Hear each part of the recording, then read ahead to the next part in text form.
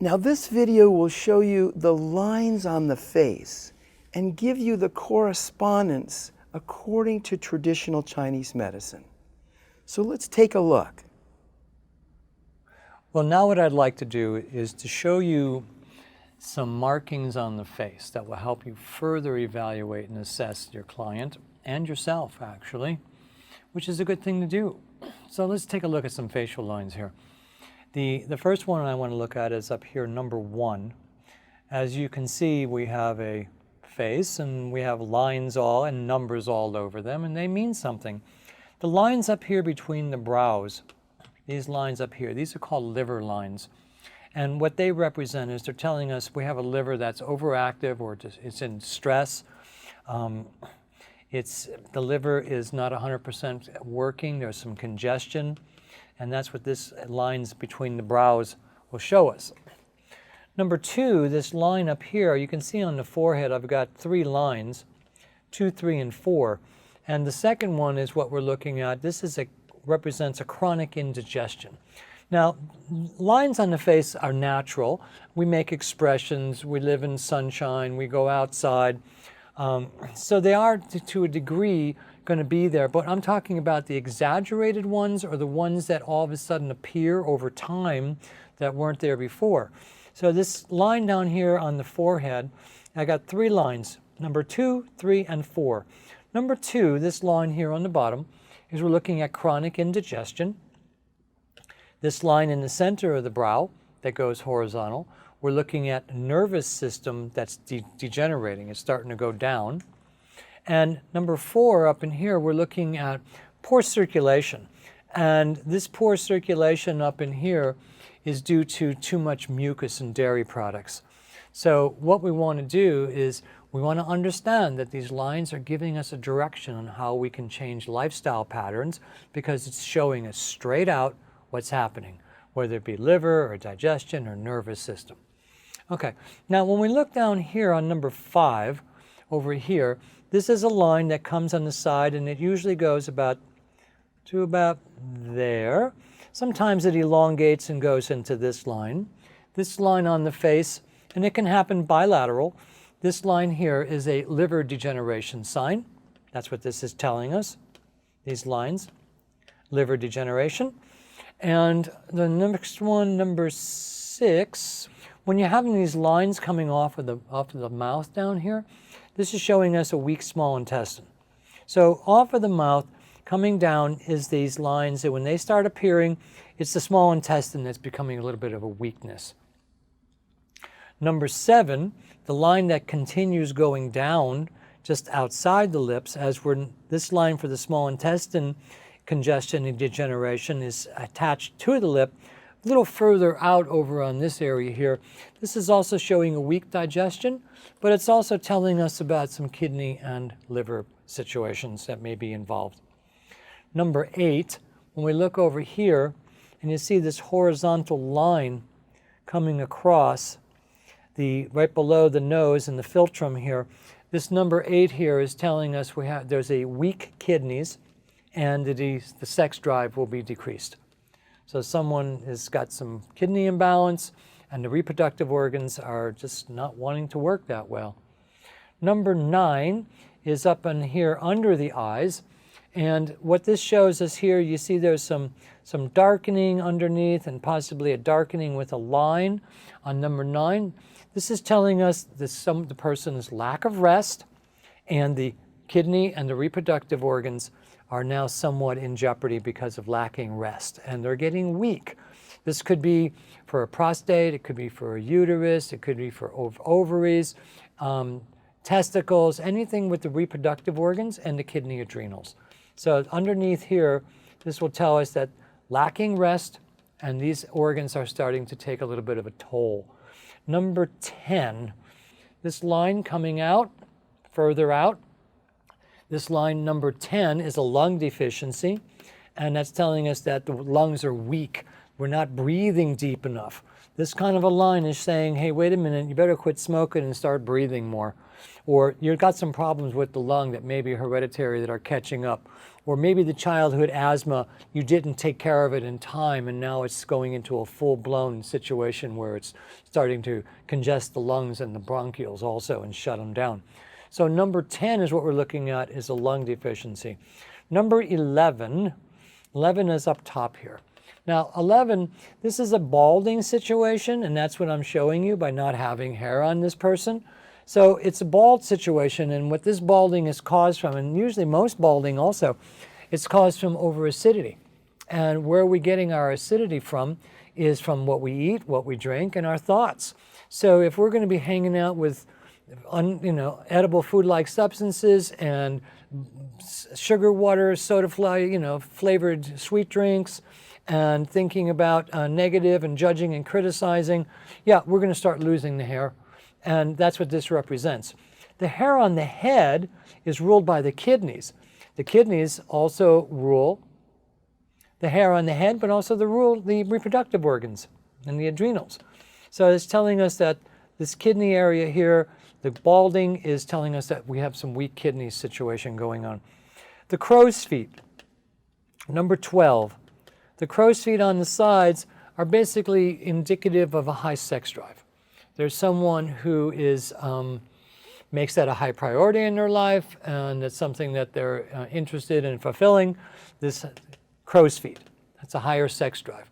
Number 13 comes across the bridge of the nose, and what number 13 is telling us is that these are digestive problems. The digestion will show with these horizontal lines on the bridge of the nose. We have digestion problems. And a lot of times it's the digestion is because of the overacidity. Again, our society, our modern age of us moderns are very toxic with a lot of acid. Food, drink, thought, water, it goes on and on. We just need to pay attention. The earth, the air, the sea, the waters, they're all being polluted with chemicals. Chemicals are acid in nature. That's when the body takes it in. It starts degenerating our internal organs. This facial map will give you an understanding on where the problems may lie. Digestive problems with number 13. Number 14, these lines down in here by the philtrum, this is primarily telling us that it's the female uterus. This is where we're going to have some uterine problems. It'll be showing with these vertical lines down underneath the nose and the philtrum area above the lower lip, the upper lip. So we're looking at that on number 14 here is a reproductive problem. Cleft chin. Now a cleft chin down in this area, down in the chin here, it usually is showing that there's someone who with a cleft, they're usually, not all the time, they're usually self-centered. It's usually, what about me? How am I going to win? How am I going to make it happen? Everyone pay attention to me. So the cleft chin is going to be a self-centered way to look at. And number 16 is up in here above the eye, below the brow, below the eyebrow. And what that number 16 is showing us is brain congestion. Now, brain congestion could be in many different ways. It could be not enough blood. It could be the blood is not clean. The blood is thick. We're talking the physical brain, not the mind, because the mind is not the brain. It just utilizes the brain. But the brain itself, it may be losing some of its neuroplasticity, or some brain cells may be not regenerating correctly, or some neural pathways may be shutting down. That's what this is telling us when we have the darkening between the upper lid and the eyebrow and behind this shadow of the eye. So what we're looking there is brain congestion. Now, number 17, I put this in here because you want to look for a partner possibly with these lines. These lines represent someone who has an easy way to produce financial gain. They make money easy. That's what these lines represent. For some reason, maybe because they're smiling, maybe because they're smiling all the time and that pushes out the cheeks a little bit and gives them some dimples.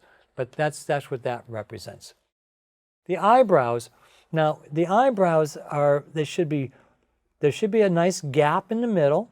A unibrow usually is saying someone is self-centered. When we have a gap in the middle here, it's usually someone who's more magnanimous and giving out to others and helping and contributing to different things. These eyebrows, if this ending here, if it turns up, And that end of the eyebrow, if it's going to show us that someone is aggressive, someone is active, they like to move a lot, but there's also an aggression if these eyebrows at the end turn up. If they go down, if they gently come down in the end there, that's telling us that the person has got a gentle nature about them. So the eyebrows will tell us how the person is either aggressive or gentle, either they're coming up or going down. Now the eye itself, we covered eye in the past video, and in this time we're going to look at the eyes, and if they're white and cloudy, okay, white and cloudy would be excessive dairy products, so we need to pay attention. If we have some elimination coming out of the canthus, the corners of the eyes, then we're going to have some dairy congestion, mucus being built up in that part of the area. Wide nostrils, or the nose, this nose has a good flaring nostril, what that's telling us is good lungs. So when it's like, look at a horse, for instance, like I think of racehorses, and their nostrils are so big and so flaring because they're racers, and this is why they have good lungs. The lips and the gums, I mentioned, gastrointestinal tract. When the lips turn down on the backside, it's a frown. It's basically symboling someone's not happy with their life. Now, bulging and sagging loose chin. Down in this area down here, a bulging, too much protein when you have a double chin or you get a sag down here.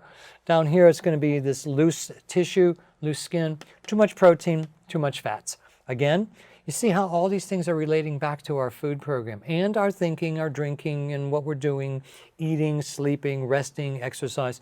The basic things that we all know is what we just need to follow. And down in here, too much dairy product, too much protein, too much fat. For men, a good amount of facial hair on a man is a good blood sign. That's representing good blood. Where it's kind of sparse and doesn't really fill in, or it's wispy, the blood it's a thinner blood. The blood isn't as strong as it possibly can be. But a beard, a good, not overdoing, because overdoing can also be too much testosterone, too much going on, and that's not what we want. We want balance. We always want to go towards balance. Balance means this: if something is dry, moisten it. If something is moist, dry it. If something is cold, warm it. If something is warm, cool it. So we're always going towards balance. That's what we're doing. Whether it be in the physical world or in our own biology, we're going for balance. Now, what we're looking at, rosy cheeks, good, nice rosy cheeks up in this area here. Rosy cheeks is good blood circulation. It's good lungs, because what's happening is that the lungs are dilating by breathing. The lungs are getting nice and rich blood. That blood goes into the oxygen, and the capillaries up in here expand.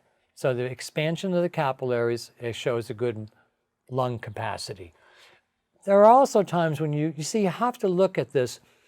For a year, I lived up and worked in Tibet, and the weather up there is so harsh that most people have these red rosy cheeks all the time. And the red rosy cheeks is not because of necessarily good lung, but more the weather. The wind is hitting, the cold wind is hitting on the cheeks, and that's what's causing that capillaries to create dilation for heat. Now, if you have high cheekbones, if the cheekbones are high up in this area here, it usually means someone who likes to be in control, and they will let you know about their wanting to be in control in no uncertain terms if you're not following their control orders. High cheekbones represents usually someone who likes to have control. Ears. Now, when we look at the ears represent in a lot of ways the kidneys, but they also represent something very important that the kidneys do. The kidneys work with electrolyte balance, which then is your fluid balance. So the kidneys situation here is the long lobes here, kidneys and the ears with long lobes. That's a good mineral balance, and it also shows good vitality. So earlobes are good. Small earlobes represent weakness. Long earlobes represent good longevity, good constitution. And the eyes, let's see, when the eyes get bulging, when they bulge out, as bug eyes as it's called, that's a thyroid condition. Now we have a thyroid that's off balance when the eyes bulge. And last, the puffy eyes, when the eyes are puffy and swollen, they're holding water, it's exactly what it is. It's a water retention situation. Now, when we talk about water retention, we have to understand something, that the kidneys are in charge of water, but so is the digestion, and so are the lungs. So we have water in all three burning spaces. Down in the lower, we have the kidney processing the body water fluid and getting rid of and draining. The middle, we have the digestion, because we eat and drink and it turns into a chyme or a smoothie type consistency in the gut, which is watery. And then up in the lungs, when you just hold a mirror against your mouth and breathe, and you will see the mist on the lungs. Now, people talk about dehydrating on airplanes. Well, that's how you dehydrate on airplanes. It's because you're breathing, and you're breathing out your body's moisture, and it's not being replenished because the air on the airplane is so dry, and it's set up that way. So here are some ways that you can look at a face, your own or your client. You can start, again, drawing the picture, seeing what's going on, what's the monogram, collect your data, put it together, then you get your treatment principle after you make a good assessment.